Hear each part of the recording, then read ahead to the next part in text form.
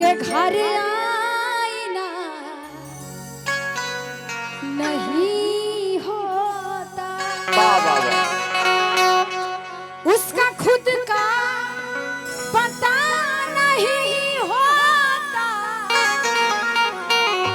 उसका खुद का पता नहीं होता, जिसके घर आईना नहीं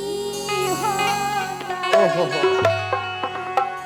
जिसके घर आईना नहीं होता, जिसके घर आईना नहीं होता, उसका खुद का पता नहीं होता, उसका खुद का पता नहीं होता, जिसके घर आईना नहीं होता, जिसके घर आईना नहीं होता।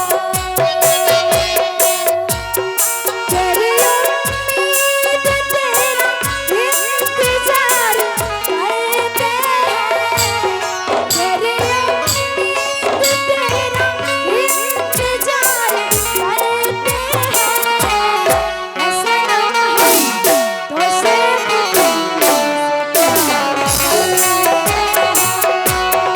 ऐसा ना हो तो सिर्फ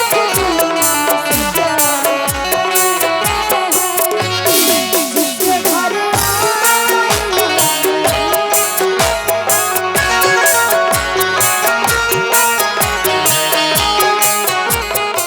भैया, दोस्त तो आपके पास हजार मिल जाएंगे, लेकिन एक दोस्त उसमें से ऐसा रहेगा ना जिससे आप अपने दिल की बात सब शेयर कर सकें, जैसे वो आपके लिए। वाह, ऑल द बेस्ट।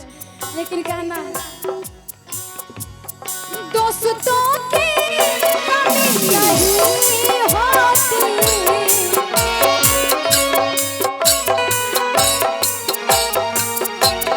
दोस्तों की कमी नहीं होती, दोस्तों की कमी नहीं होती,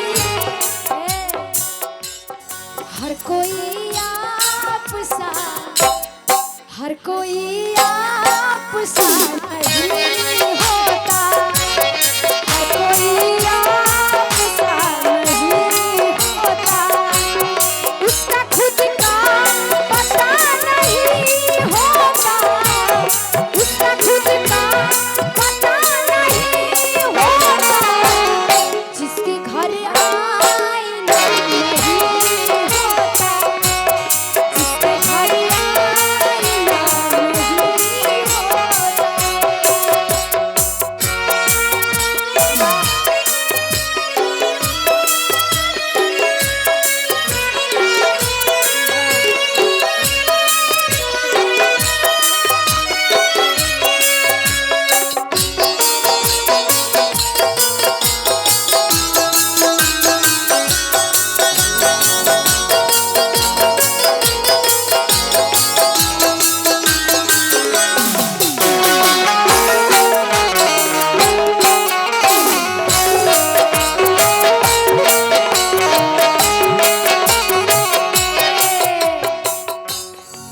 बहुत लोग बोलते हैं कि लड़कियां धोखेबाज होती है, नहीं होती है ना?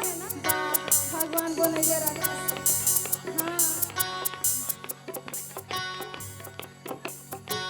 लेकिन ना, लड़कियां धोखेबाज नहीं होती। क्यों? सुनिए, कुछ मजबूरियां भी होती हैं,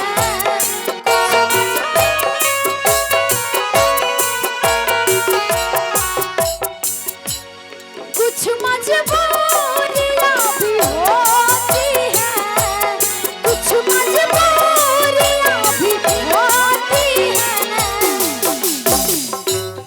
हर कोई बेवफा, हर कोई बेवफा नहीं